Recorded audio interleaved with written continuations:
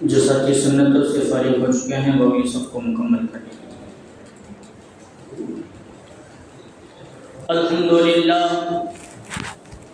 الحمدللہ نحمده ونستعینه ونستغفره ونؤمن به ونتوکل علیہ ونعوذ باللہ من شرور انفسنا ومن سیئات اعمالنا من يهد الله فلا مضل له ومن يضلله فلا هادي له ونشهد أن لا إله إلا الله وحده لا شريك له ونشهد أن سيدنا ومولانا محمدا عبده ورسوله صلى الله عليه وعلى آله وأصحابه وبارك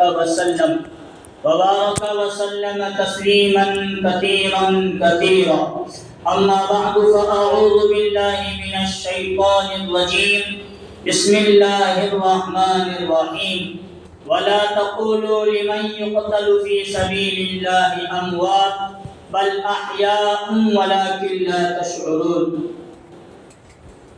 وقال النبي صلى الله عليه وسلم عليكم بسنتي وسنة الخلفاء الراشدين المهديين أو كما قال عليه الصلاة والسلام صدق الله العظيم وصدق رسوله النبي الكريم رب اشرح لي صدري ويسر لي أمري واحلل عقدة من لساني يفقهوا قولي۔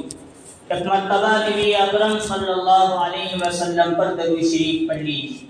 اللهم صل على محمد وعلى آل محمد كما صليت على إبراهيم وعلى آل إبراهيم إنك حميد مجيد اللهم بارك على محمد وعلى آل محمد كما باركت على إبراهيم وعلى آل إبراهيم إنك حميد مجيد۔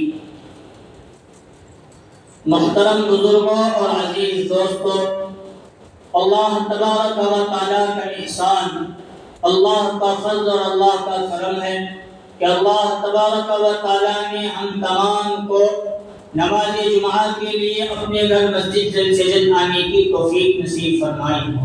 جو باتیں کہیں جائے اللہ تعالیٰ ہم تمام کو ان باتوں پر عمل کرنے کی توفیق نصیب فرمائے۔ ہم سب کو معلوم ہے کہ اسلامی اعتبار سے، اردو تاریخ کے اعتبار سے نئے سال کا آغاز ہو چکا ہے، اور نئے سال کا آغاز کس مہینے سے ہوتا ہے؟ جی، نئے سال کا ہمارے اعتبار سے، اسلامی اعتبار سے، اردو تاریخ کے اعتبار سے محرم الحرام سے ایک نیا سال ہمارا شروع ہوتا ہے۔ اور آج محرم الحرام کی کتنی تاریخ ہے؟ آج محرم الحرام کی 8 تاریخ ہے۔ اور جب بھی محرم کا مہینہ آتا ہے تو ہم لوگوں کے دماغوں میں ایک بات گردش کرنے لگتی ہے کہ محرم کے مہینے میں کیا ہوا؟ بولو ذرا، محرم کے مہینے میں کیا ہوا؟ حضرت حسین خاموش مت بیٹھو، خاموش بیٹھو تو ایسا لگنے ہوتا ہے کہ جمعہ میں کیا تو ذرا بریانی وغیرہ پڑھ کو آئیں تو ذرا نیند کا غلبہ ہے، اور جمعہ کے موقع پر سکینہ زیادہ نازل ہوتی ہے، نیند نہ آنے والوں کو بھی نیند آتی ہے۔ اور کمال کی تجربے کی بات ہے، ہم لوگ یہاں بیان کرنے بیٹھتے ہیں تو نیند کا غلبہ نہیں، کوئی اور عالم بیان کرنے بیٹھے، ہم نیچے بیٹھے تو ہمیں بھی نیند آتی ہے۔ ٹھیک ہے، ذرا توجہ کے ساتھ بولتے رہے۔ محرم کا مہینہ ہمیں کیا یاد دلاتا ہے؟ حضرت حسین رضی اللہ عنہ کی شہادت۔ بے شک محرم کی 10ویں تاریخ کو حضرت حسین رضی اللہ عنہ کربلا کے میدان میں بلائے گئے، پھر ان کے ساتھ ایک بڑا عجیب و غریب خطرناک واقعہ پیش آیا، پھر نواسے رسول کا سر تن سے جدا کیا گیا، اور بہت لمبی چوڑی تفصیل۔ لیکن ایک عقیدے کے اعتبار سے ہم لوگوں کو بات درست کرنے کی ضرورت ہے کہ محرم کا مہینہ یہ حضرت حسین کی وجہ سے نہیں بلکہ محرم کا مہینہ پہلے سے چلا آ رہا ہے۔ جب سے دنیا اللہ تعالیٰ نے بنائی تب سے اردو تاریخ کے اعتبار سے یہ زمانہ جاہلیت میں بھی محرم، صفر، ربیع الاول، ربیع الاخر، جمادی الاولیٰ، اس کے بعد کون سا مہینہ؟ جمادی الاخری، رجب، شعبان، پھر رمضان، شوال اور ذی القعدہ اور ذی الحجہ۔ یہ گویا ہم سمجھتے ہیں کہ یہ اسلامی مہینوں کے نام ہیں، سمجھتے ہیں کہ نہیں؟ ٹھیک ہے، یہ بعد میں اسلام نے انہی ناموں کو رکھا آگے اور انہی ناموں سے اردو تاریخ کا اعتبار کیا گیا، لیکن اور انگریزی مہینے کتنے ہوتے ہیں؟ 12، جنوری، فروری، دسمبر تک۔ یہ جو جنوری فروری کیلنڈر بنایا گیا یہ کئی سالوں کے بعد، کئی سال بلکہ یہ اسلام کے زمانے کے بعد غالباً اس کا رواج پڑا، لیکن پہلے سے یا حضرت عیسیٰ علیہ السلام کے زمانے کے بعد، یا ایسا ہو سکتا ہے کہ اردو تاریخ کا اعتبار حضرت عمر رضی اللہ عنہ نے اپنے زمانہ خلافت میں رکھا، اور ان کی زمانہ خلافت کا عالم یہ تھا دنیا کے تمام ممالک گویا حضرت عمر کے ماتحت میں چلا کرتے تھے، تو انگریز لوگوں نے، یہود و نصارہ نے بھی یہ سوچا کہ حضرت عمر نے اپنے اسلامی تاریخ کا رواج رکھا ہے تو ہمیں عیسوی کے معنی ہوتے ہیں حضرت عیسیٰ علیہ السلام کے پیدائش کے بعد سے، یا حضرت عیسیٰ علیہ السلام کے دنیا سے اٹھائے جانے کے بعد ہم اب اپنی تاریخ کا اعتبار یہاں سے رکھیں گے۔ تو حضرت عمر نے اسلامی تاریخ کا رواج رکھا،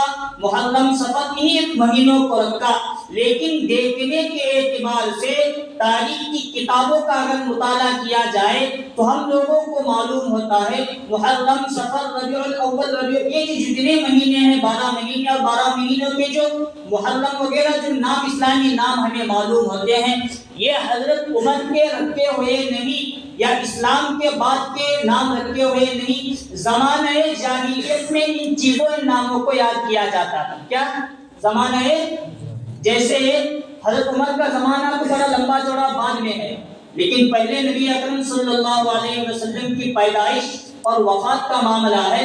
صحابہ اس بارے میں کہتے ہیں کہ ربیع الاول کے مہینے میں حضور کا انتقال بھی ہوا اور حضور کا پیدائش بھی ہوئی، تو جب نہیں ہوتے تو نام کیوں آیا؟ ربیع الاول کا لفظ زبان پر حضرت صحابہ کے کہاں سے آیا؟ یہ تو اور انبیاء کے زمانے میں بھی یہی نام چلا کرتے تھے۔ اب میں وہ ناموں میں آ گیا، مجھے اصل میں بتانا یہ ہے، ہم سمجھتے ہیں کہ محرم کا مہینہ ہے حضرت حسین کی وجہ سے محرم کا نام، اور 10 محرم کس کی وجہ سے؟ حضرت حسین کی وجہ سے 10 محرم، گویا محرم یہ حضرت حسین کی وجہ سے چلا، اور حضرت حسین اس میں شہید ہوئے میدان کربلا میں، تو محرم کا مہینہ قائدہ ہوا بھی غم کا مہینہ نہیں۔ محرم کا مہینہ حرمت والوں مہینوں میں شمار آتا ہے۔ اس مہینے کی فضیلت اتنی ہے کہ اس مہینے میں محرم الحرام میں جو کفار و مشرکین تھے اس مہینے کا احترام کیا کرتے تھے۔ اس مہینے میں 4 مہینے ہیں، 4 میں سے ایک، اس مہینے میں وہ جنگ بھی نہیں کیا کرتے تھے۔ اگر اپنے باپ کا قاتل، اپنے بیٹے کا قاتل، اپنے رشتہ داروں کا قاتل اس مہینے میں مکہ مکرمہ کے اندر آئے، خانہ کعبہ کا طواف کر رہا ہو، پھر وہ طواف سے فارغ ہو جائے، پھر اس کی ملاقات ہو، پھر اس محرم کے مہینے کی حرمت اور فضیلت کی وجہ سے اپنے باپ کے قاتل کو وہ لوگ مارا نہیں کرتے، ورنہ زمانہ جاہلیت بہت خطرناک زمانہ گزرا۔ اور اگر وہی قاتل اس کے گھر میں مہمان بن کر اس مہینے میں آیا تو اس مہینے کی حرمت اور فضیلت کو سامنے رکھتے ہوئے اس باپ کے قاتل یا بیٹے کے قاتل یا رشتہ دار کے قاتل کو ہاتھ بھی نہیں لگایا کرتے۔ گویا محرم کا مہینہ پہلے سے چلا آ رہا ہے، اور حسن اتفاق اللہ نے اس مہینے میں اور بھی کئی سارے کام لیے ہیں تاکہ اس مہینے کی فضیلت سامنے رہے۔ جیسا کہ حضرت آدم علیہ السلام کے متعلق لکھا ہے، ان کی توبہ جمعہ کے دن محرم الحرام کی 10ویں تاریخ عاشوراء کو اللہ نے قبول فرمائی، اور حضرت آدم اور حضرت حوا جب جنت سے اتارے گئے، دنیا میں بھیجے گئے، تو حضرت آدم کو ہندوستان کے ایک علاقہ سری لنکا میں اتارا گیا، پھر حضرت حوا کو کہاں؟ جدہ، وہاں اتارا گیا۔ پھر لمبی چوڑی وہ تفصیل رہی، دونوں میں فاصلہ رہا، دونوں میں ملاقات نہیں، لیکن جب اللہ کو ملاقات ان کا واپس کروانا ہوا میاں بیوی حضرت آدم اور حوا کو، محرم الحرام کا مہینہ عاشورہ کا دن تھا، پھر اسی دن کے اندر اللہ تعالیٰ نے واپس ان کی ملاقات کروائی۔ اور آگے ملتا ہے حضرت آدم کا انتقال بھی محرم الحرام کے مہینے میں 10ویں تاریخ کو۔ اور بھی کئی واقعات، فرعون نے اتنا ظلم ڈھایا بنی اسرائیل پر اور حضرت موسیٰ پر، حضرت موسیٰ اپنی قوم بنی اسرائیل کو لے چلے اور دریا میں چلے اور دریا کے اس پار بھی گئے، اور فرعون جو اس دریا میں آیا اور ڈبویا گیا اور ختم ہوا، وہ بھی محرم الحرام کا مہینہ اور 10ویں۔ گویا یہ ثبوت مل رہا ہے کہ محرم کا مہینہ پہلے سے چلا آ رہا ہے، اور اس میں کئی واقعات ایسے پیش آئے جو اللہ کی طرف سے قوموں کے لیے یا انبیاء علیہم السلام کی فضیلت کو اونچا کر کے محرم کو فضیلت بتانے کے لیے اللہ تعالیٰ نے بڑے بڑے واقعات اس میں رونما فرمائے۔ انہی بڑے بڑے واقعات میں سے ایک واقعہ یہ، اس مہینے میں گویا شہید ہونا، یہ بھی اللہ کی طرف سے شہادت کے ساتھ ساتھ شہادت میں 4 چاند لگانے کے لیے اللہ نے بڑا اونچا مقام اس مہینے میں نصیب فرمایا۔ جیسا کہ گزشتہ جمعہ میں نے کہا تھا، کس کا انتقال، کس کی شہادت اس محرم میں ہوئی؟ بولو، حضرت عمر رضی اللہ عنہ کی شہادت اسی محرم الحرام کی کتنی تاریخ کو؟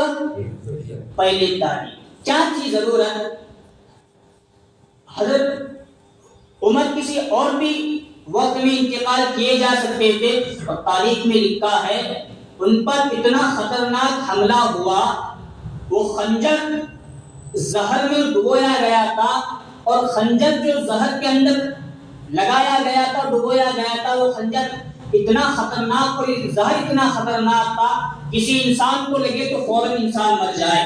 ایک تو زہر حضرت عمر کی جسم میں گیا، اور پیٹھ کی طرف سے بھی گیا اور پیٹ کی طرف سے بھی گیا، اور 27 ذی الحجہ کو یہ وار حضرت عمر پر ہوا، لیکن انتقال کب ہوا؟ شہادت کب پیش آئی؟ وار تو 27 ذی الحجہ کو ہو رہا ہے، پھر حضرت عمر اسی طرح اپنی حالت میں ہیں بیماری کی، 27 گیا، 28، 29، 30، پھر محرم الحرام۔ اگر اللہ چاہتے تو جیسا حملہ فوراً ہوا اسی وقت یا دوسرے دن انتقال ہو سکتا تھا، لیکن آ رہا ہے محرم کا مہینہ، محرم کی فضیلت کو ثابت کرنے کے لیے حضرت عمر رضی اللہ عنہ جیسے جلیل القدر صحابی، اور اتنے بڑے صحابی کہ ان کے نام سے اس زمانے میں بھی دنیا کانپا کرتی تھی، اور ان کے نام سے آج بھی ظالم اور جاوید بادشاہ ان کے نام سے کانپا کرتے ہیں، ان کا انتقال، ان کی شہادت محرم الحرام کے مہینے میں ہوئی۔ باتیں ادھر ادھر کی نکل آ رہی ہیں۔ پھر 10ویں محرم الحرام کو کن کا واقعہ پیش آیا؟ حضرت حسین۔ حضرت حسین کا اصل نام ہے حضرت حسین، کن کے بیٹے؟ حضرت علی رضی اللہ عنہ کے۔ حضرت علی رضی اللہ عنہ کے بارے میں آتا ہے ان کے بہت سارے بیٹے تھے۔ حضرت فاطمہ سے ان کو 3 بیٹے پیدا ہوئے۔ کتنے؟ ابھی تک ہمیں 2 کا نام سنی، تیسرا ابھی مولانا نیا لے کے آئے گا۔ کتنے بیٹے تھے؟ حضرت علی حضرت فاطمہ سے 3 بیٹے۔ پہلے بیٹے کا نام حسن، دوسرے کا نام حسین، اور تیسرے کا نام محسن۔ سمجھے، یاد رہے، حسن، حسین، محسن۔ اب یہ 2 کا تذکرہ ملتا ہے، تیسرے کا کیوں نہیں ملتا؟ اس کے بارے میں کتابوں میں سیرت کی لکھا ہے، پیدائش کے فوراً بعد محسن کا انتقال ہوا، اور یہ جو 2 بڑے ہیں، بڑے ہوئے، ان کی شادیاں ہوئی، ان کے بچے ہوئے، آگے سیرت ان کی آگے چلی۔ اس بچے محسن تیسرے بیٹے کا سلسلہ نسب آگے نہیں چلا، سیرت آگے نہیں چلی، اس لیے کہ بچپن میں فوراً ان کا انتقال ہوا۔ اب بڑے تھے حضرت حسن رضی اللہ عنہ، اور چھوٹے تھے حضرت حسین رضی اللہ عنہ۔ ایک مرتبہ نبی اکرم صلی اللہ علیہ وسلم مسجد نبوی میں صحابہ کے درمیان موجود تھے، تو غالباً حضرت ام ہانی رضی اللہ عنہا یا آپ کی بانی آپ صلی اللہ علیہ وسلم کے پاس تشریف لائی اور خوشخبری دی کہ آپ کو دوسرا نواسا فاطمہ کے ذریعے پیدا ہوا۔ حضور اس مجلس کو برخاست کر کے حضرت فاطمہ کے گھر تشریف لے گئے، نواسے کو اپنے گود میں لیا، بوسہ دیا، لعاب دہن لگایا، پیار و محبت کی خوشی کا عالم تھا۔ لیکن تھوڑی ہی دیر کے بعد حضور کے چہرے انور سے آنکھوں سے آنسو بہنے لگے، تو حضور صلی اللہ علیہ وسلم نے فرمایا میں دیکھ رہا ہوں، مجھے وہ منظر دکھایا جا رہا ہے کہ میرے امت کے افراد میرے نواسے حسین کو میدان کربلا میں، یا ایک میدان کا نام لیا نہ لیا وہ تاریخ میں الگ الگ الفاظ، اس میدان میں بلائیں گے، پھر بے دردی سے قتل کیا جائے۔ بات گئی، حضور کا انتقال، خلفائے راشدین کا زمانہ بیت گیا، اب وقت ایسا آیا حضرت علی رضی اللہ عنہ کے زمانہ خلافت میں فتنے رونما ہوئے۔ تو ایک طرف حضرت علی رضی اللہ عنہ نے خلافت سنبھالی، تو دوسری طرف امیر معاویہ رضی اللہ عنہ نے خلافت سنبھالی۔ ادھر حضرت علی کا انتقال ہوا، حضرت علی کے بعد ان کے بڑے بیٹے حضرت حسن رضی اللہ عنہ خلیفہ بنائے گئے، اور ادھر حضرت امیر معاویہ رضی اللہ عنہ کی عمر لمبی تھی، حیات لمبی تھی، تو انہوں نے جو حکومت اور بادشاہت کی حضرت علی کے زمانے میں 20 سال تک کی۔ کتنے؟ ادھر حضرت علی کا جلدی انتقال ہوا تو بیٹے خلیفہ بنائے گئے حضرت حسن رضی اللہ عنہ، انہوں نے بادشاہت اور خلافت اٹھا کر حضرت امیر معاویہ کے حوالے کی۔ میرے ابا اور آپ میں جنگیں جاری رہی، اب میں یہ پسند نہیں کرتا کہ دو بادشاہ ہوئے پھر دو میں اختلاف پیدا ہوئے، میں اپنے طرف سے خلافت اور امارت آپ کے حوالے کرتا ہوں۔ تو حضرت امیر معاویہ رضی اللہ عنہ گویا اب ایک بادشاہ مسلمانوں کے رہے۔ جب ان کا انتقال ہونے لگا تو ابھی اللہ کا کرنا احسان سے غلطی ہوئی یا چوک ہوئی، کچھ بھی ہوا ہو، لیکن ہے صحابی، اتنے بڑے صحابی کہ حضور صلی اللہ علیہ وسلم نے ان کو کئی مواقع پر دعائیں دی۔ بیٹا اس زمانے میں یزید تھا، اور یزید بھی اس زمانے میں ایسا تھا، نمازوں کی پابندی، قرآن کی تلاوت، کوئی سچا پکا مسلمان ہے۔ تو ابا امیر معاویہ رضی اللہ عنہ پہ بات سمجھ میں نہیں آئی، خلافت اور بادشاہت میں اپنے بیٹے یزید کے ہاتھ میں دوں گا تو یہ کیا کرے گا کیا پتا، لیکن ایک بات اندر سے یہ بھی ستا رہی تھی کہ پکا مسلمان معلوم ہوتا ہے، سچا ہے، نماز پڑھتا ہے، قرآن کی تلاوت کر، گویا یہ عدل و انصاف میرے بات میرے کرا رکھے گا۔ تو انہوں نے اپنے مفاد سے پہلے لوگوں میں اعلان کرا دیا کہ اب میرے انتقال کے بعد میرا بیٹا کیا بنے گا، کیا نام؟ یزید۔ اب حضرت امیر المؤمنین حضرت امیر معاویہ کا انتقال ہوا سن 60 ہجری میں، تو فوراً بیٹا بادشاہت کی کرسی سنبھالنے لگا، اور جیسے ہی کیسی یہ مال اور جو تخت و تاج رہتا ہے اس کی گرمی اور اس کی مستی بہت خطرناک رہتی ہے، اب وہ مستی یزید بادشاہ کو اندر سے ستانے لگی۔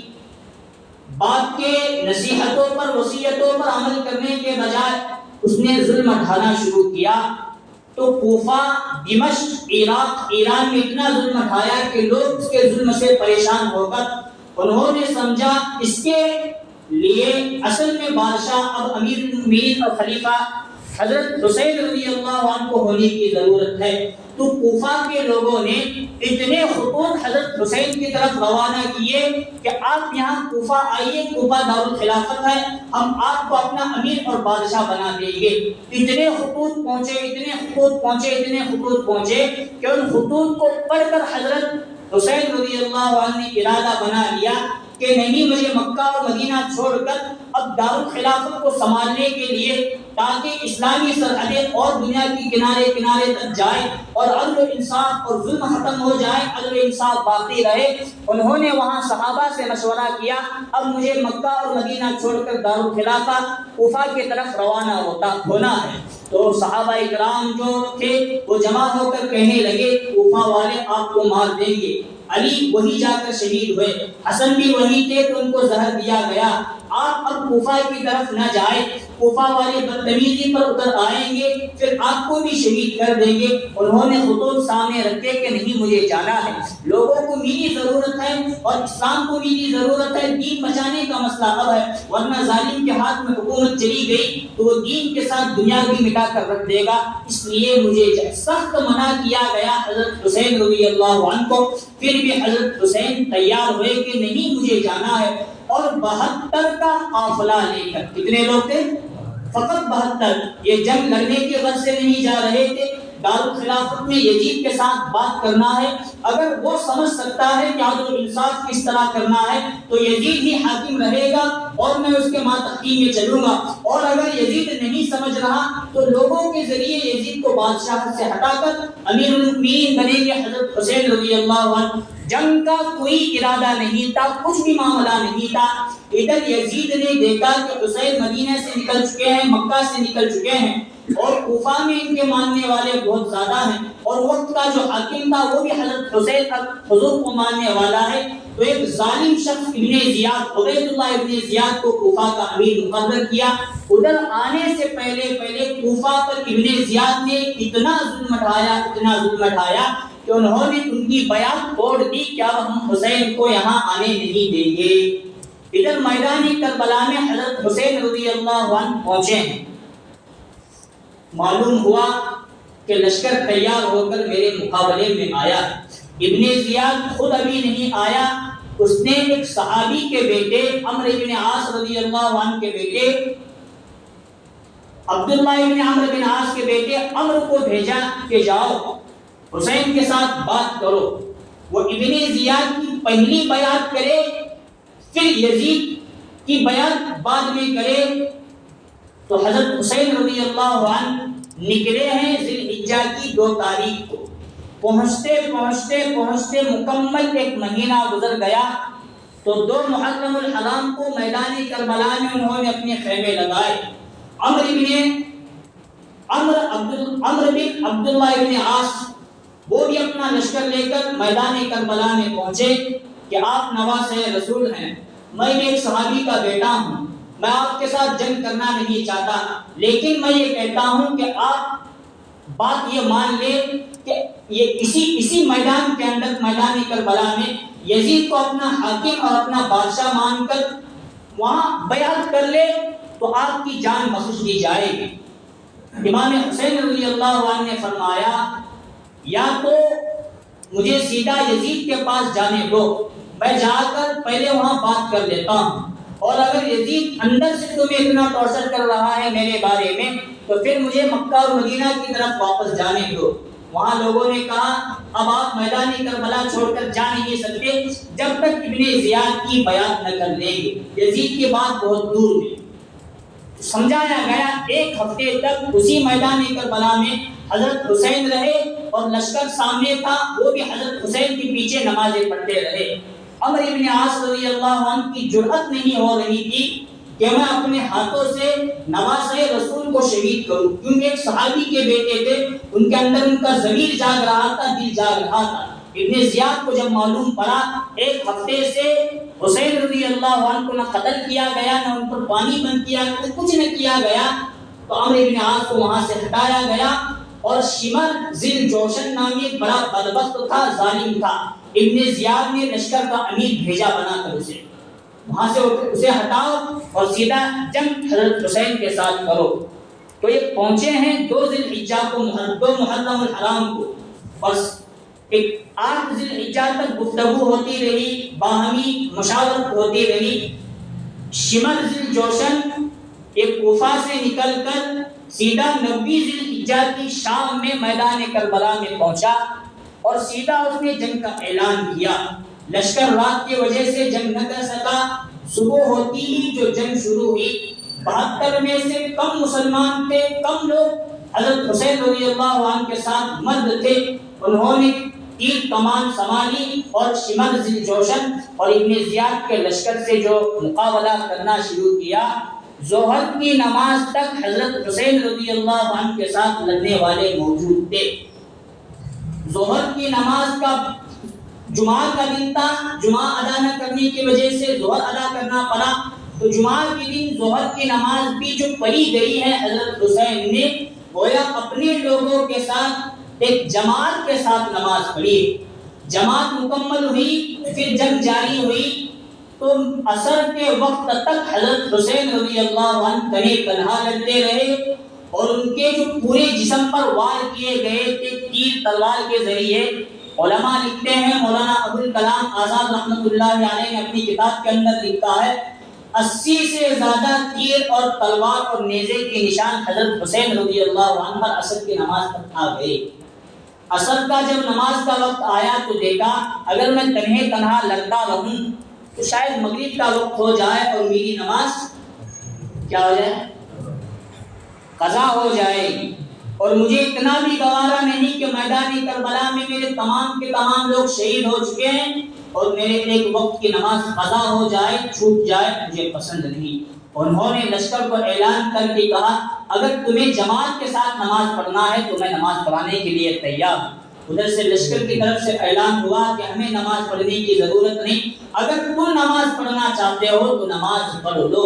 نماز کی نیت باندھ کر حضرت حسین رضی اللہ عنہ نے جو رکعت باندھی اور پہلی رکعت مکمل کر کے جو سجدے میں گئے ہیں، شمر ذوالجوشن اور دیگر چند افراد نے مل کر حضرت حسین رضی اللہ عنہ کے پہلے دونوں کندھوں پر وار کیا. اگر ہم نماز کا انتظار کریں گے یا ابھی حملہ کرنا چاہیں تو اپنی تلوار سنبھال کر پھر ہم پر حملہ ور ہو جائیں گے، اس لیے پہلے ان کے بازو کاٹے جائیں گے تاکہ جب ہاتھ نہیں رہیں گے تو تلوار پکڑ کر پھر ہم سے مقابلہ کہاں ہو جائے گا. دونوں ہاتھ کاٹے گئے. پھر حضرت حسین رضی اللہ عنہ جب زمین پر گرے تو ان کے سینے پر چڑھ کر شمر ذوالجوشن نے وار کیے، تھوکے مارے، پھر ان کا سر جسم سے جدا کیا گیا. اور اتنے پر بس نہیں کیا گیا، یہ یزید کی حکومت اتنی خطرناک گزری کہ نواسۂ رسول حضرت حسین رضی اللہ عنہ اتنی بے دردی سے قتل کیے گئے.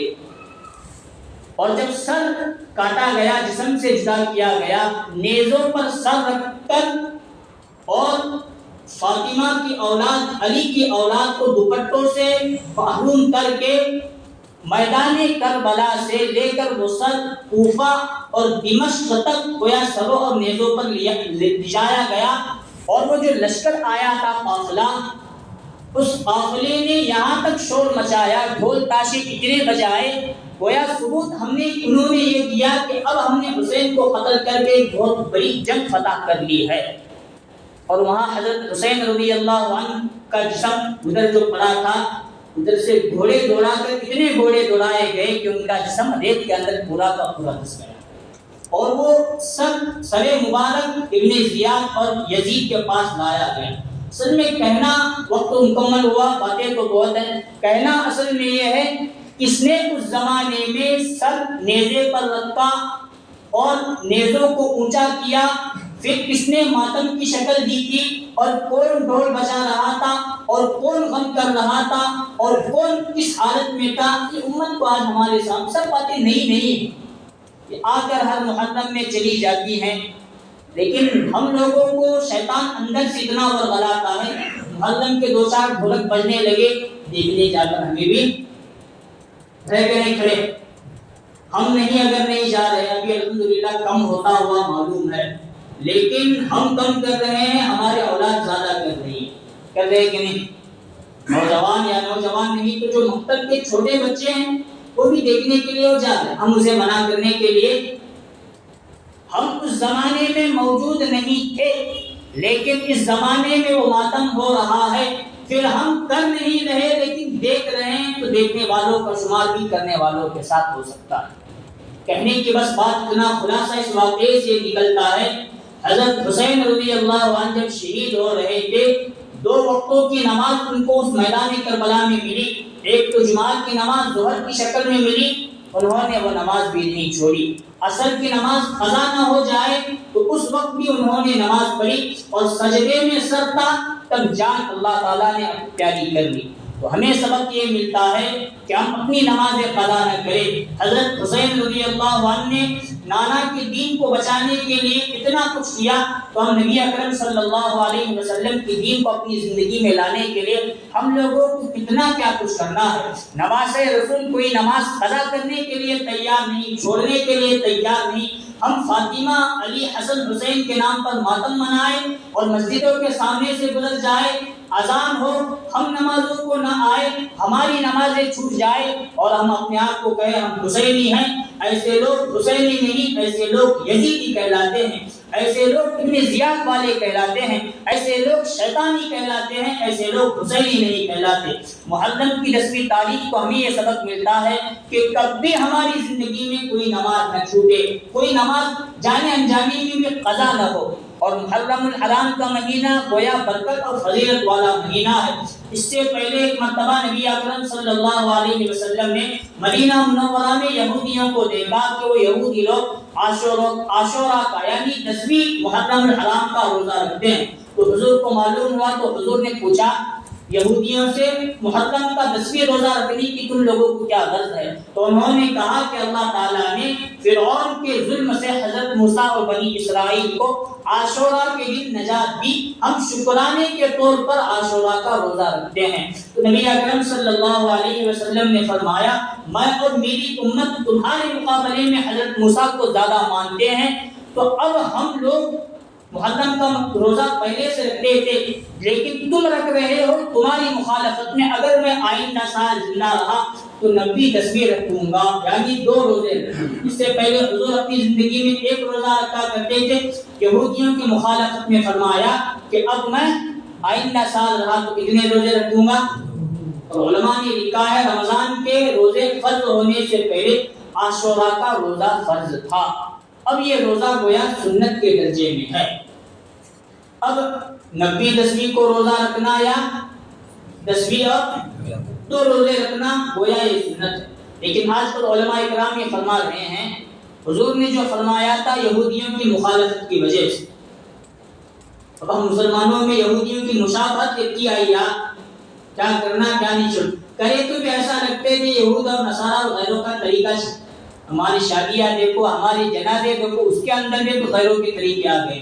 وہاں روزہ گویا دین کا ایک کام ہے، اس میں حضور فرما رہے ہیں میں تمہاری مخالفت میں بھی کروں گا اور امت بھی کرواؤں گا دین کے مسئلے میں، اور یہاں دنیا اور دین سب ہم یہودیوں کے ساتھ جمع ہو کر چلے جا رہے ہیں۔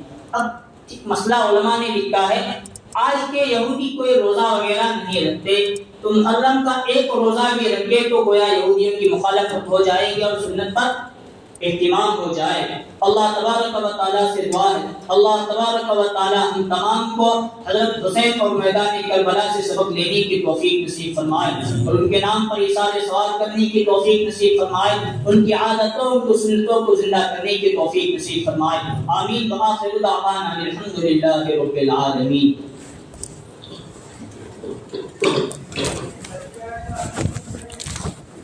Yeah,